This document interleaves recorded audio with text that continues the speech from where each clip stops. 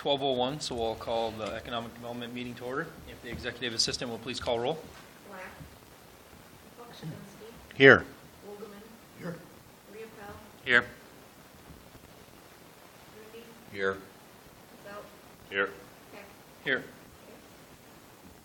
We do have a quorum present. We do have a couple of visitors if Paul would like to introduce our visitors.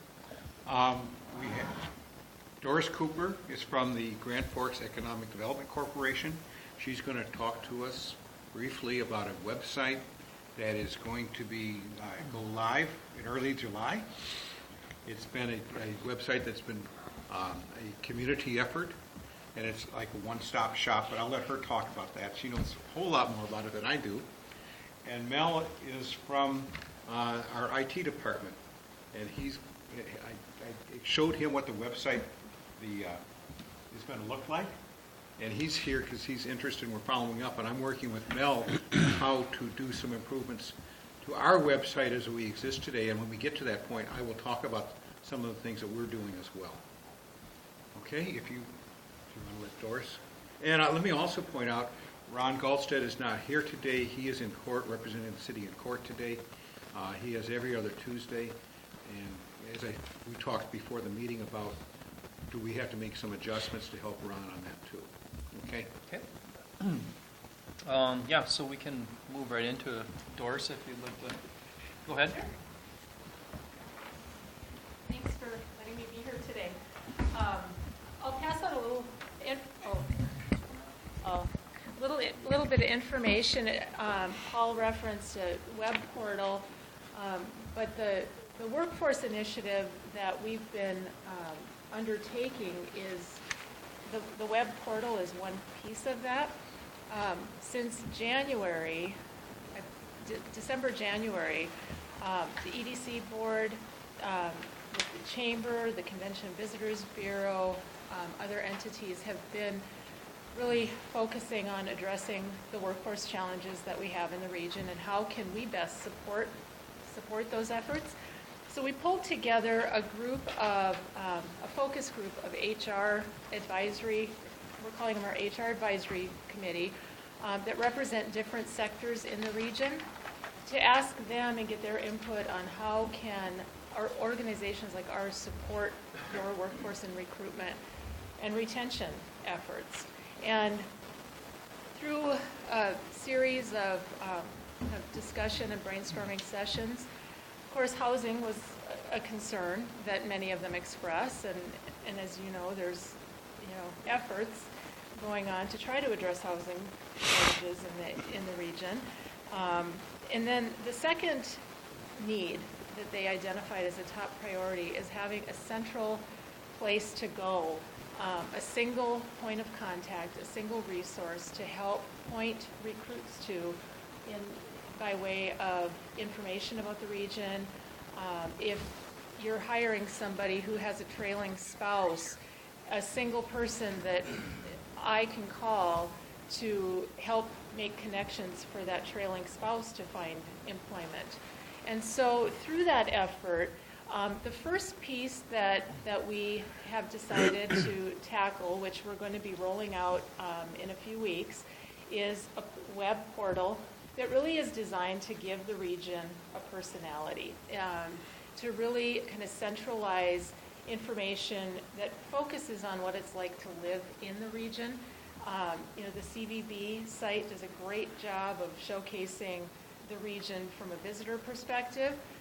This web portal is really geared toward living and working in the region and all of those amenities that make this such a great place to live. And so we're going to be rolling that out along with a social media and promotion campaign that is planned out through the end of the year. So starting in July, we're going to have those resources. The thing is, the things that are going to be on this portal are things that we all know about and take advantage of, but are not well advertised to people who come in. And when people are transferred to the Air Force Base or take jobs up here, oh no, what's up there? We're way up in the North Country. Yeah. What this does is it tells them there's a real world with a lot of things going on in this area. What we found is that when people get up here, They love it. But it's a case of letting them see the information ahead of time so they can know that this is a great place to be. And there's also, through this effort, our long-term plan, which isn't really a long-term plan as much as it is a 6 to 8 month plan, is to be able to hire an individual that will be that workforce coordinator, workforce concierge that HR director can call and, you know, I have a family coming in. Can we give them a tour of the region? Can we connect them with, you know, they're very interested in church activities. Can we make connections there? How can we help in that recruitment process? How can we help through related activities that might not necessarily be website only driven, but whether it's, you know, special events or different things that we can have a part in that recruitment process and that retention of our Northland and UND students, of our high school students. And, you know, Paul and I work closely together on the Northern Valley Career Expo, which is one piece of that high school awareness and retention standpoint. But the more we can continue to build out those kinds of activities, the more success we can have long-term in retaining people who are here to fill those jobs next year and 5 years from now and beyond. So that's it in a nutshell. You know, if you have questions or... And I have asked Doris and informed Jason that to come back on our next meeting in July and walk us through the website when it's up and operational. And as you know, too, I mean, a website is never complete. So even as we roll it out in a few weeks, there'll be opportunity to continue to enhance it. So, and it will continue to be enhanced. So, looking forward to the launch, I will tell you that. Yeah. Does this strictly promote Grand Forks, or It's the region. No, is Grand Forks included in that? Yep. Well, I know it's the steering committee. There's no City of East Grand Forks or NCTC on it. Well, to date, East Grand Forks has been represented through the Chamber and the CVB interest. Those are the initial funding partners that are helping with the initial funding in the rollout of it. Yeah, each of those 6 entities contributed $10,000, and we have said that already. So there's $60,000 that is putting this together. So it's fairly significant in terms of the resources that are being spent. Currently, there are about 20 different websites that we as a Chamber of Commerce within the CVB both will send people to who are looking to move here. What this does is it creates one central point. Most of the questions that new residents have are answered on this new website that launches on July 6th. But if you guys see things on there too that you think should be added, like Doris said, it's you know, we can obviously adjust and change it too. So, but I think just about anything anybody wants to know who's going to move to our community is going to be answered on that website. It's really going to be nice.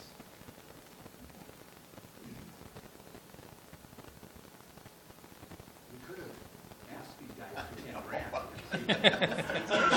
Well, there's still time. Phase 2 is next year. yeah. We all made all 6 of those organizations made a commitment for 2 years of $10,000 each year. So if you're feeling left out or neglected, we thought the Chamber of the CVB would do just fine representing East Grand Forks interests. So we didn't come and ask you for money. Well, I will talk with the EDA. I will talk with the EDA and the City Council to see if they'd like to be one of the named sponsors on there as well. Okay. Just had to ask the question. Any other questions I can answer at this point? Or save them up until I come back in a couple of weeks? Thank you. Thank Well, you. And Doris, for your information, because our attorney isn't going to be here on the 18th, we were talking about adjusting the schedule so that we're looking at the to be discussed later, a meeting on the 25th instead of the 18th, and then going to an off week calendar in August so we can accommodate Mr. Goldsted's schedule as well. Yeah. So I will be in Keep me touch so we posted. can talk about what date. Okay? Thank you. Thank you. We'll move into approval of minutes for our May 16th regular meeting. Second. All in favor? Aye. Any opposed? Okay. Bills and communications, review of accounts payable for June 6, 2017. Don't need approval on those, so if there's any questions on the June 6th. There was one in here for snow removal. It came in very late, and it's something we noted too. Okay. But it came in. was for an April, I was like, yeah. it hasn't snowed here. No, it caught our eye too. Okay.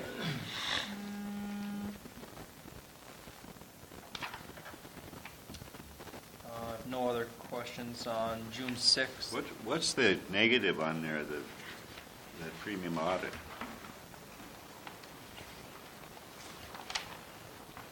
Work comp. Pardon? I'm guessing it's a refund from work comp. We overpaid. Yeah. That's my, it's got to be something of that nature. Yeah. I don't know specifically. Well, work comp does an audit Yes. every year. And if you reduced your labor costs and you're paying for work comp premiums on a labor cost that's higher than the actual, and so you get a refund. Okay.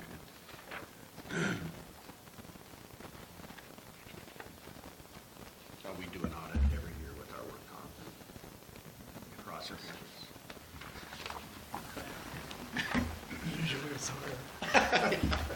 You're a growing company. Any other questions on the June 6th accounts? If not, June 20th accounts payable, we need approval on those, or if there's any questions first. Moved by Josh, second. Second. Second by Ralph. All in favor? Aye. Right. Any opposed?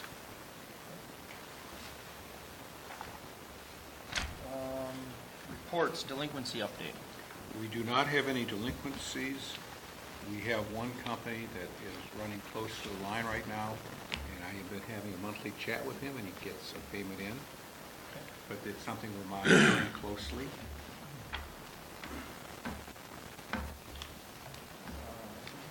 Financial reports is Carla's. Ms. Anderson's out of the office until tomorrow. If you have any questions, I'll do my best to answer. Otherwise, we can ask Carla at some point in the future, or I can take them to her, get answers, and respond to you.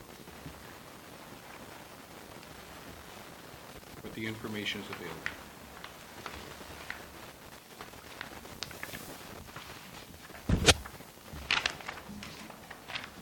Any questions on the financial reports? Okay. Move on to unfinished business. Marketing plan and strategic plan, including webpage and social media. Review of work to date. Next steps, including Grow Minnesota visits. I included an updated version. The additional information is highlighted in bold and italics, so it's easy to pick up. Is this in line with what your thoughts are? And if it is, I can keep moving forward on this.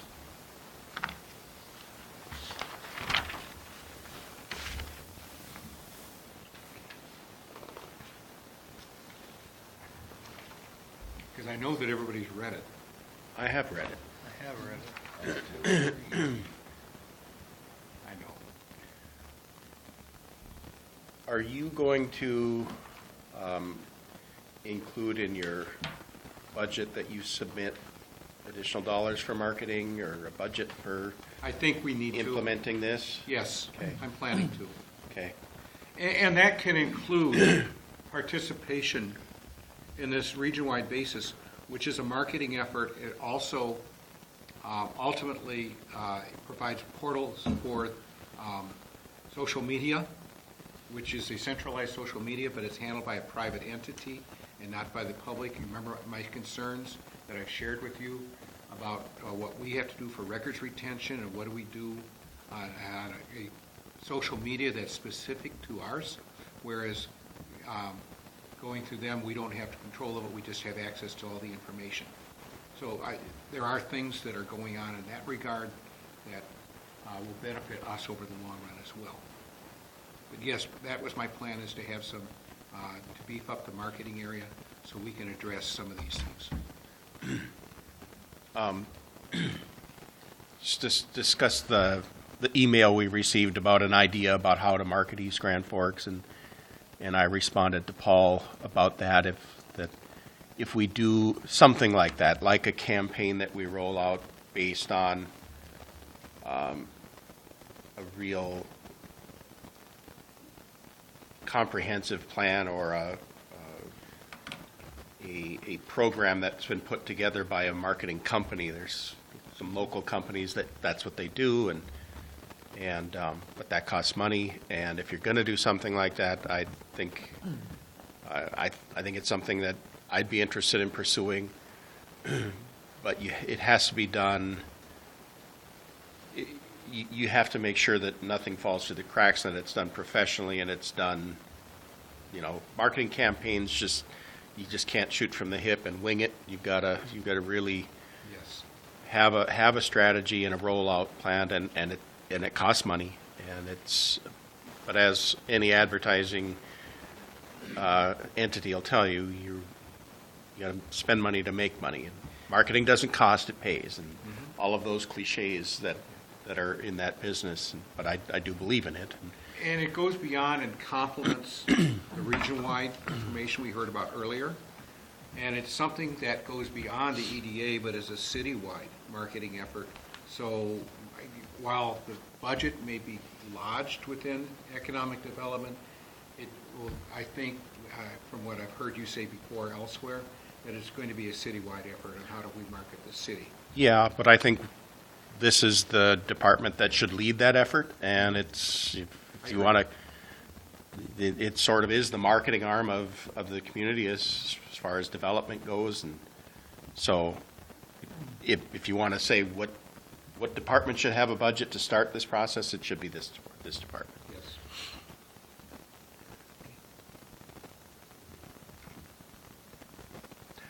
Now, jumping ahead a little bit, Grove, Minnesota, Barry's office is very kindly, it's a Minnesota Chamber effort. Barry's office is very kindly arranging the meetings where Barry and I will go out and meet with various businesses. Remember, we've talked about that in the past. And we're going to be talking with them about what they like about the community, what they don't like about the community, and find out what we can do better and how we can help them. So that's going to be ongoing, mostly done this summer.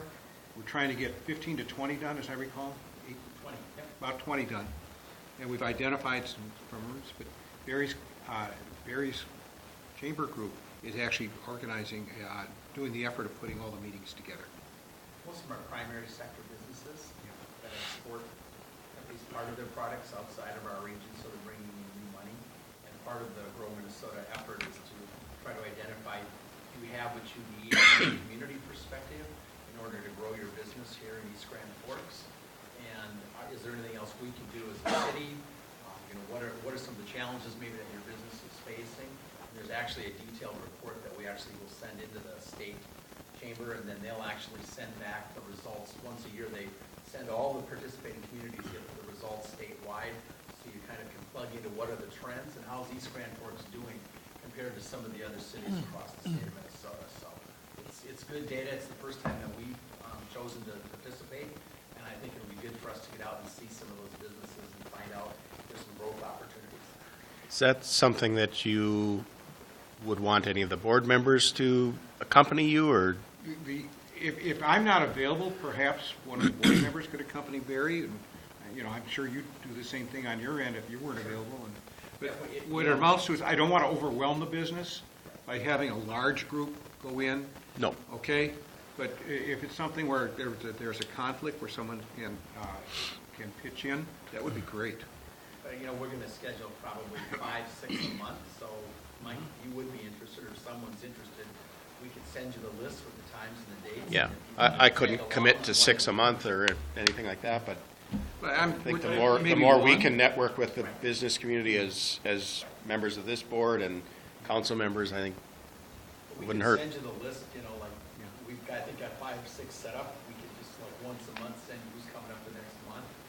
And if one of you could make it, just let Paul or myself know. I think it'd be fine to have 3 of us on those visits, or even 4. If it's more than that, it's kind of intimidating. Yep. Be Get it. interesting to hear, we've got some that have left Grand Forks and come over here, but we've had the reverse that have left East Grand Forks and gone over to Grand Forks, and to get their opinion as to the reasons why. Well, this is specifically under the Minnesota Chamber, so it's going to be focused primarily Here. on East Grand Forks businesses. Okay? I like so- your idea of an exit interview though for businesses Yes. that left. I think, a lot of us have talked to businesses like Ideal, Aerosmith, and others that Yep, have moved. that was the one I was thinking of. Yeah. I mean, that doesn't mean we can't do the other, but that's going to be over and above what we're doing. Sure. And that's a good idea to do, too. Good thought.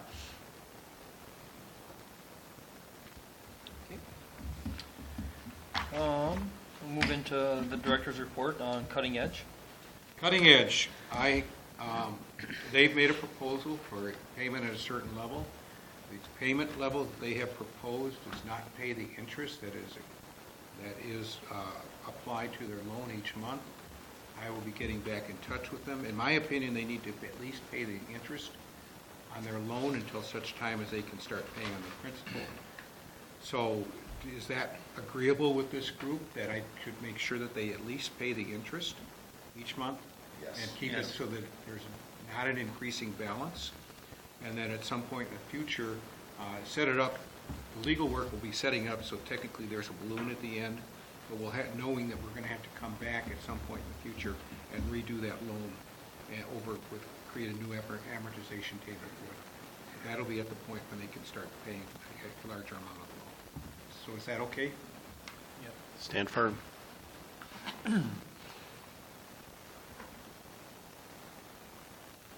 I went to Economic Development 101, which was put on by the National Development Council, and they are heavily involved in small business administration loans, small business administration lending, particularly the 7A program.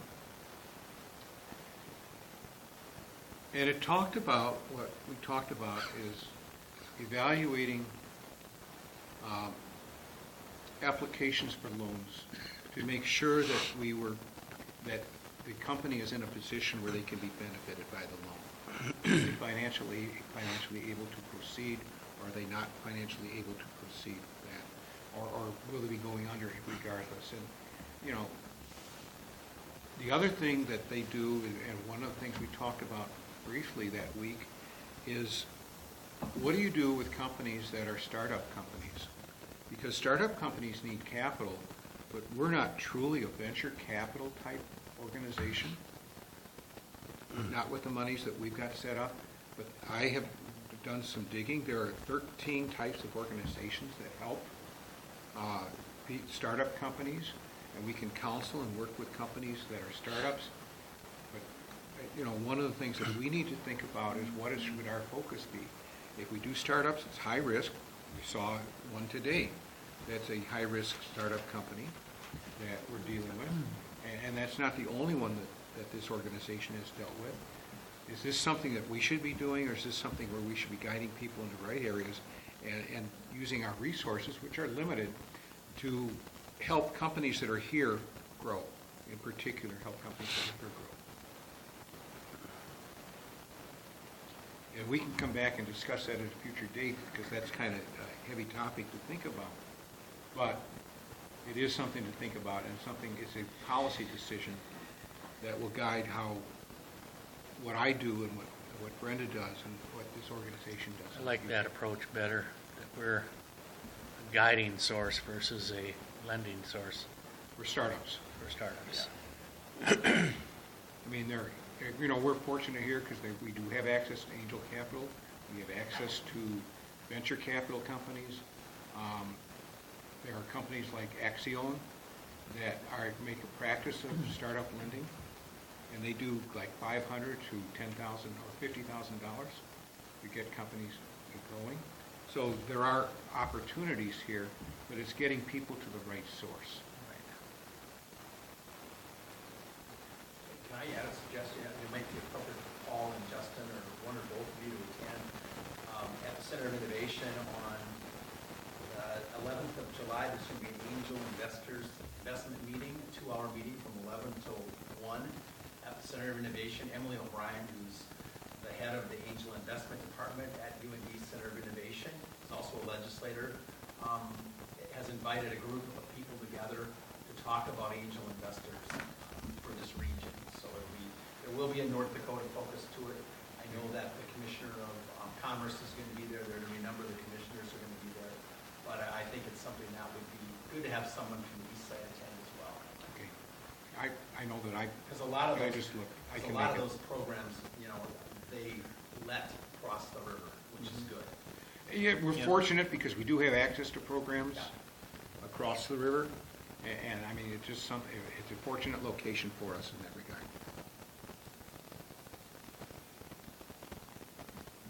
Barry, do I need to contact somebody on that? Emily, I'll send you her contact. I'll send you her contact info. Thank you.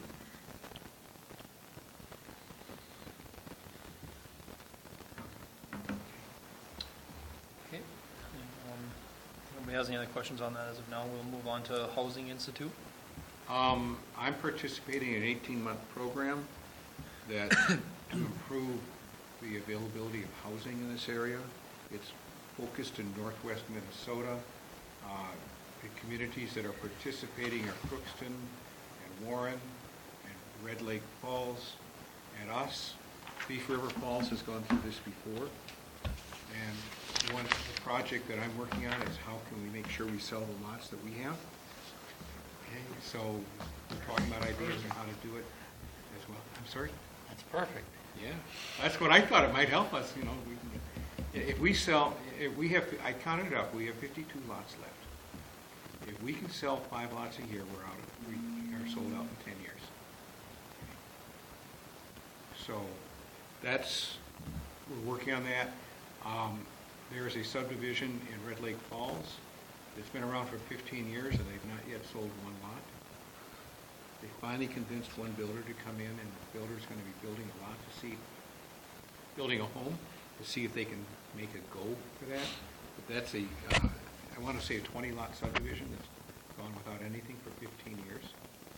So we could be worse off. Okay. Could be better, too. But it could be better, too. Anyhow, just it's informational, let you know. It takes up, I have 1 meeting a month on that. Okay.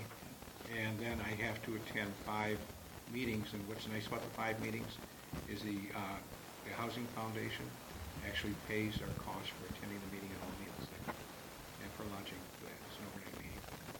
Okay. Okay. We'll move on to the website.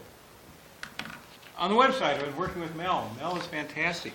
One of the things we're doing is where economic development was basically a housing website. We're creating that as the housing side of economic development, and we're creating a new, separate, same level, I don't know the proper term. Okay, it's the same level on the website, same level drop down. That'll be for commercial and industrial activities, and I am composing those things right now. I'm working with Mel so we can start to put pages onto. We have the pages already created for some of the pages created for the housing, so we'll be able to put the housing programs on, for example, and things like that, so it'll be fuller. We're going to do the same thing and create links on the industrial side, commercial and industrial side, so that there will be a bigger presence on the website for what we have. That's something that Mel and I are getting together every few weeks to insert additional information. My question to you is, do you want to look at the pages before we post them, or do you want to, I mean, I can do it either way. We can post something and give you a copy of what we posted. Post it. We're just Is there a time basically, frame? we're taking the infrastructure of what we currently have, and how do we take best advantage of it with the information. And the first thing we've probably, it's kind of already done, the first thing was residential development versus commercial development. Their requirements are so different. People are looking for different things, so it's more of getting people to the right places faster and easier. That way they'll use it more. And you're expediting this, right? Target frame is pretty quick, Yesterday. right? Good. Like many things on here, selling lots yesterday is the Yesterday. target. But Mel's been a tremendous resource on this, and the support of IT has been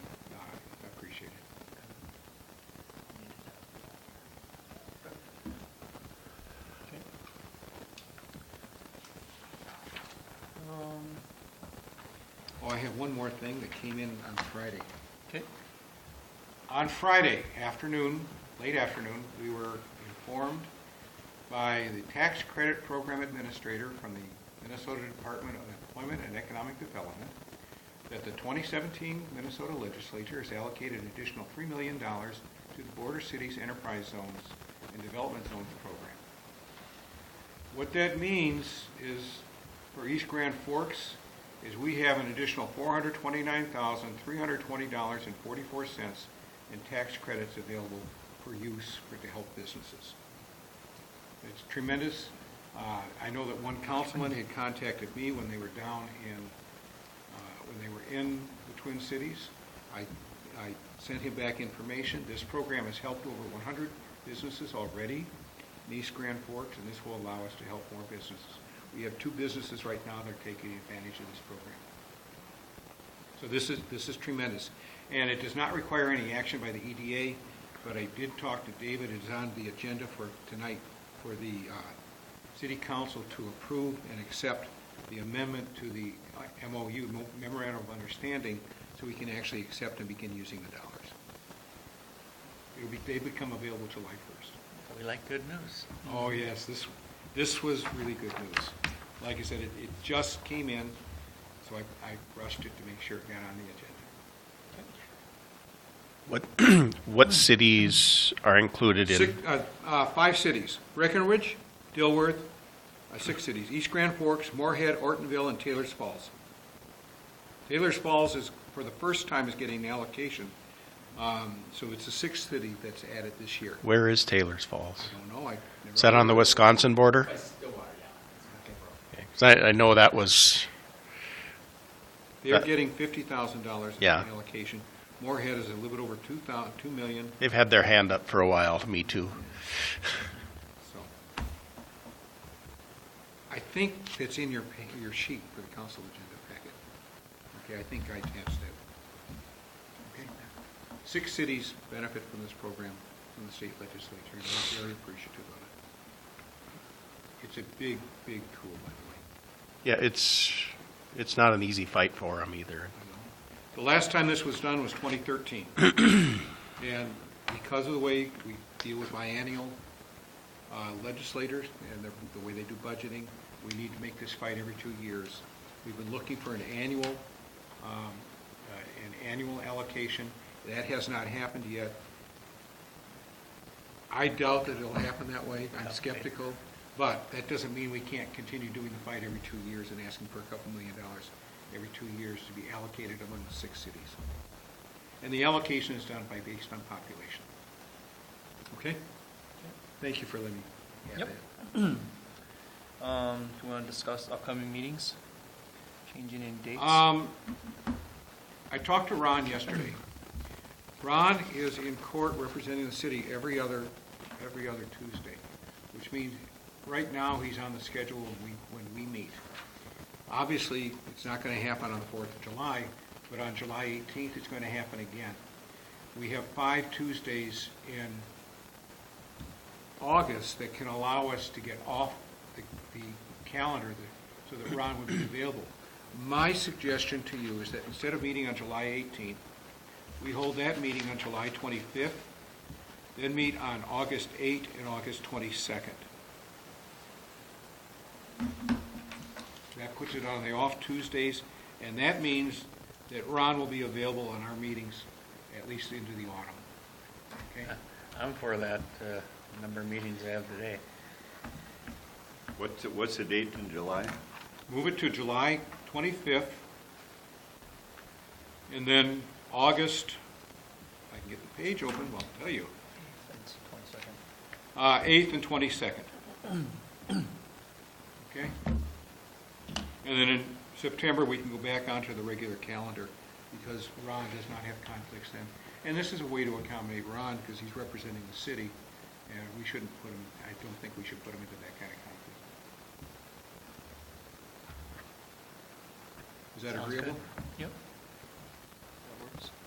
Thank you. That's all I have today, sir. All right. We have a motion for adjournment. So moved. Second, yeah. All in favor? Aye. Any opposed? Meeting adjourned.